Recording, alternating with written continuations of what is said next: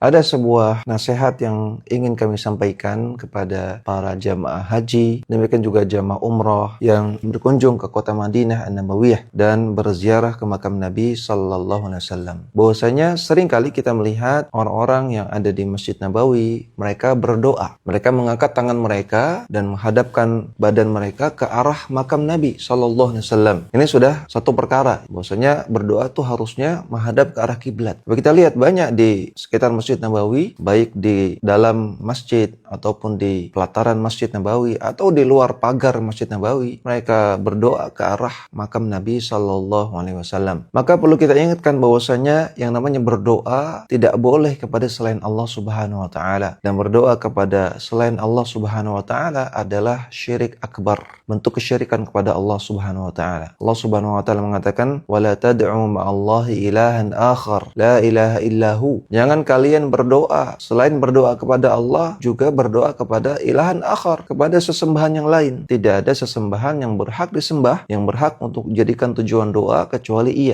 Allah Subhanahu Wa Taala. Maka siapapun itu, apakah Nabi SAW, apakah malaikat, ataupun siapapun tidak boleh menjadi tujuan doa. Kita hanya boleh berdoa meminta kepada Allah Subhanahu Wa Taala. Maka apa yang dilakukan oleh sebagian jamaah haji dan juga sebagian jamaah umrah dengan mereka berdoa kepada Nabi SAW, ini adalah sebuah kekeliruan. Bahkan pernah disampaikan nasihat oleh salah satu imam Masjid Nabawi, bahwasanya beliau mendengar ada orang yang berdoa di makam Nabi, "Ya Rasulullah ishfini," ya Rasul sembuhkan penyakit saya, memohon kepada Nabi SAW. Ini sebuah kesyirikan. Maka langsung Imam Masjid Nabawi berkhutbah kepada para jamaah untuk memberikan nasihat seputar ini. Jadi ini perkara yang real terjadi di makam Nabi SAW, yaitu adanya sebagian orang yang berdoa meminta kepada makam Nabi. Yang harusnya dilakukan adalah bersalam, mengucapkan salam kepada Nabi SAW. Artinya berziarah ke makam Nabi dan ucapkan salam. Ucapkan Assalamualaikum ya Rasulullah warahmatullahi wabarakatuh. Seperti itu.